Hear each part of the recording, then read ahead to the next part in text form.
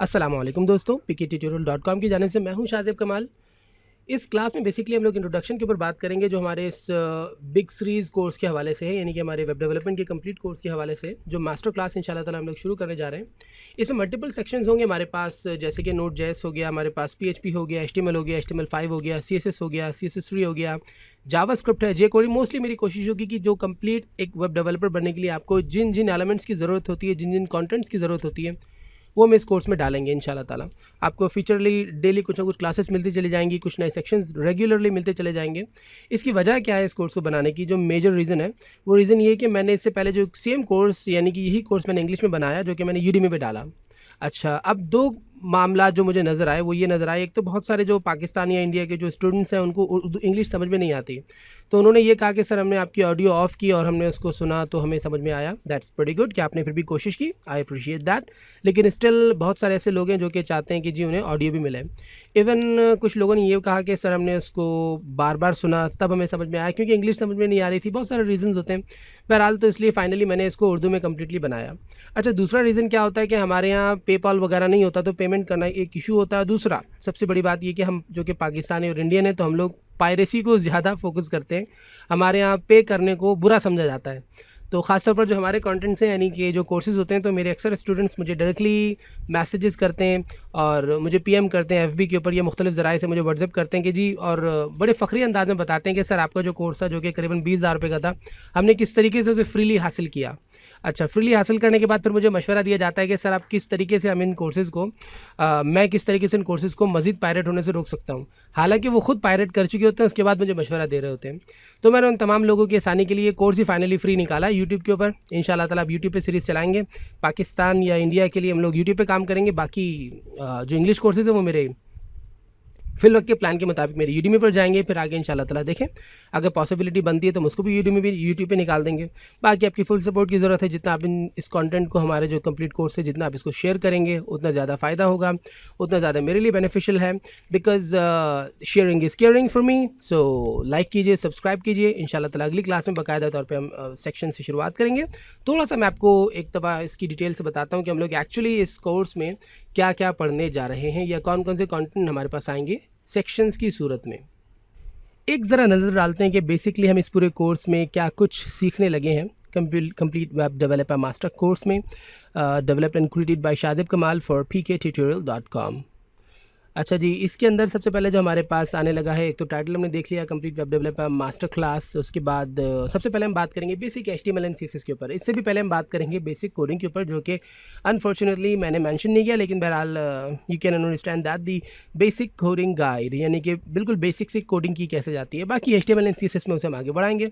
उसके बाद इंशाल्लाह ताला वहीं से कंटिन्यू करते हुए HTML5 एंड CSS3 पे लेके चलेंगे इंशाल्लाह ताला। ये दूसरा सेक्शन होगा हमारे पास।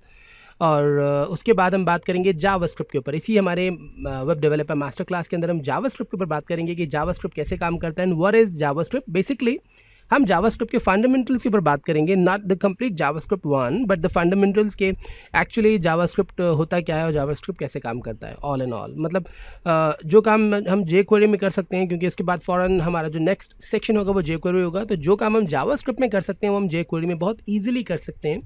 सो इट्स लाइक कि आपको 20 लाइन ऑफ कोड जो जावास्क्रिप्ट में लिखने पड़ते हैं वही आप jQuery के अंदर सिंगल लाइन ऑफ कोड में कर सकते हैं। This is the special thing in jQuery, because jQuery is actually the library of JavaScript. तो हम जावास्क्रिप्ट पर फंडामेंटल्स पे बात करेंगे, नहीं मेजर थिंग्स पर बात करेंगे, और उसके बाद मूव ऑन कर जाएंगे jQuery के ऊपर कंटिन्यू करते हुए। ठीक है, जब jQuery पे बात करेंगे तो इंशाल्लाह ताला हम इसके अंदर काफ़ी सारी चीज़ें बनाएंगे। लाइक हम एक स्लाइडर भी बनाने की कोशिश करेंगे। उसके अलावा CSS जनरेटर बनाएंगे, यानी कि आप पूरा वेब साइट बिल्डर बना सकते हैं, पूरा एक बिल्डर वेबसाइट का jQuery पे बना सकते हैं। बहुत सारी चीज़ें jQuery फ्रंट एंड डेवलपमेंट के काम आता है, फ्रंट एंड में स्टाइल्स वगैरह ऐड करने, और दूसरा वेबसाइट को डायनामिक बनाने के लिए you just need the jQuery। उसके बाद हम बात करेंगे बूटस्ट्रैप के ऊपर। तो बूटस्ट्रैप क्या है? Basically it's a framework, the front end framework, जिसके अंदर हम HTML5 और jQuery जैसे एलिमेंट्स होते हैं वो हम बूटस्ट्रैप में मज़ीद ईजिली कर सकते हैं, मज़ीद शॉर्ट हो जाता है। It's a framework basically. इंशाल्लाह ताला जिनको पता है उनके लिए बहुत अच्छी बात है, जिनको नहीं पता फिर डिटेल में बात करेंगे, तो you will love that too इंशाल्लाह ताला। आगे चलते हैं तो PHP with MySQL, the main thing of this course, the complete web developer master class course, the PHP and the MySQL. तो basically MySQL, the MySQL is actually the database. तो और PHP क्या है, वो एक प्रोग्रामिंग लैंग्वेज है. The difference between the JavaScript and the PHP is दोनों की दोनों प्रोग्रामिंग लैंग्वेज है. ठीक है. HTML is actually the rendering language, the CSS is a style sheet. ठीक है. HTML रेंडरिंग लैंग्वेज होती है, CSS स्टाइल शीट होती है. जावास्क्रिप्ट प्रोग्रामिंग लैंग्वेज है और PHP प्रोग्रामिंग लैंग्वेज है. जबकि बूटस्ट्रैप आपको पता है कि एक फ्रेमवर्क है और jQuery एक लाइब्रेरी है. ये सब चीज़ें आप नोट कर लें तो it will be best for you. By the way, JavaScript जो फ्रंट एंड पे काम करता है, बूटस्ट्रैप बैक एंड पे काम करता है. ये यूँ कह लें कि जावास्क्रिप्ट एक्चुअली सर्वर साइड नहीं है, जावास्क्रिप्ट क्लाइंट साइड है. ठीक है. फ्रंट एंड या बैक एंड आप कह लें. बैक एंड पे तो खैर काम नहीं करता बेसिकली, लेकिन जावास्क्रिप्ट जो है ये क्लाइंट साइड है, जबकि PHP आपके पास जो है वो सर्वर साइड है. और डेटा को अगर आपने रिट्रीव करना है डेटाबेस से, आपकी जो हम MySQL का इस्तेमाल करने लगे हैं, तो उसके लिए हम PHP का इस्तेमाल करते हैं कम्प्लीटली. तो डेटा को उठाने के लिए, तमाम चीज़ों के लिए आपने PHP को यूज़ करना होता है. तो that's why the PHP is more important than the JavaScript और than any other language. But यूँ कह लें कि सबके अपने अपने रोल्स होते हैं. तो बेसिकली आपके लिए वेबसाइट के अंदर सबसे अहम क्या होता है, मोस्टली आपका डेटा. अगर आपने एक ऐसी वेबसाइट बनाई जो कि सिंपल ब्रोशर टाइप है, जिसके अंदर सारा डेटा बिल्कुल फ्रंट पर है, तो फिर तो प्रॉब्लम नहीं है. लेकिन अगर आपकी वेबसाइट ऐसी है जिसमें कंटिन्यूस डेटा है या फिर कंटिन्यूसली आपकी वेबसाइट का डेटा अपडेट होता है, तो फिर आपको PHP विद MySQL यूज़ करना लाजमी है. By the way, the next thing is the PHP with OOP. The object-oriented programming in PHP is actually necessary these days. PHP के अंदर मज़ीद एलिमेंट है और बेसिकली OOP पर हम काम नहीं करेंगे, लेकिन OOP हम इसलिए सीखेंगे क्योंकि इसके फ़ौरन बाद हम सीखेंगे PHP का फ्रेमवर्क कोरिग्नेटर.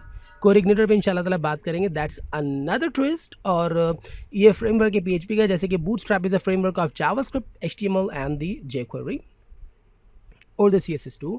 तो ये होता है कि फ्रेमवर्क में ये होता है कि सारी चीज़ें शॉर्ट हो जाती हैं. सपोज़ अब आपने एक पूरा मेथड बनाया, उसका आपने एक नेम रख दिया. अब फ्रेमवर्क के अंदर क्या है, डायरेक्टली आप उस नेम को कॉल कर लें, मेथड आपको बनाया मिल जाएगा. जैसे सपोज़ लाइक आपने कहा यार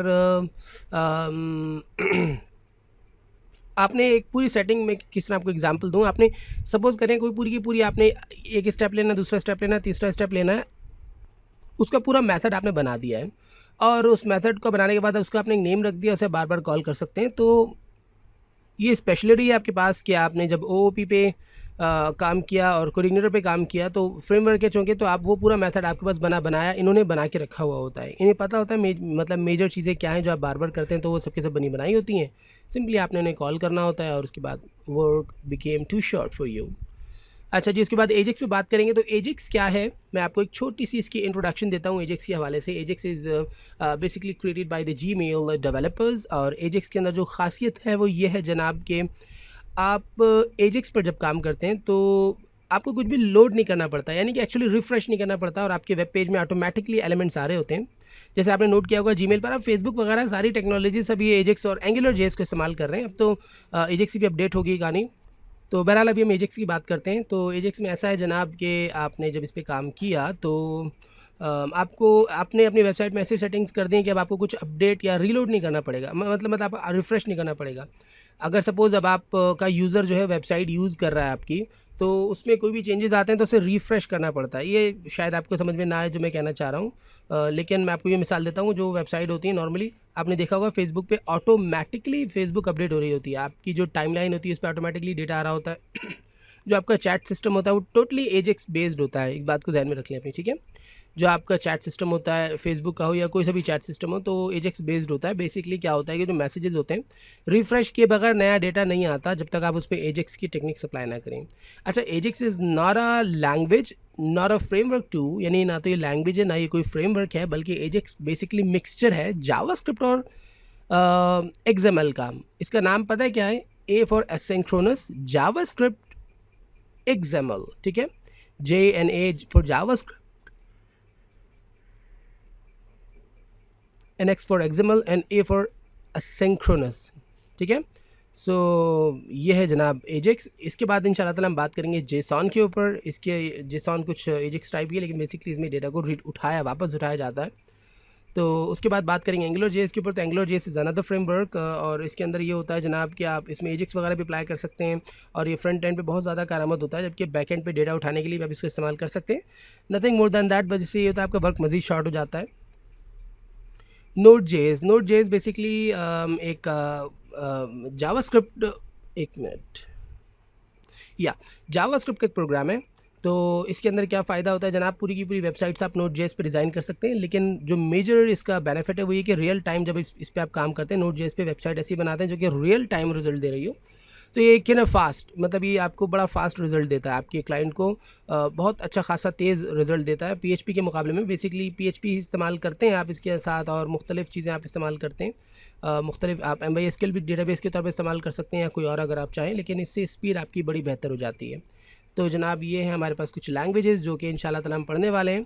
तो ये थी जनाब हमारी ओवरऑल स्टोरी। इंशाल्लाह ताला फिर नेक्स्ट क्लास में आगे चलेंगे, बाकायदा कोर्स के अंदर दाखिल होंगे और बहुत कुछ सीखेंगे इंशाल्लाह ताला। तब तक के लिए मुझे इजाज़त दीजिए, फिर मुलाकात होगी। अल्लाह हाफ़िज़।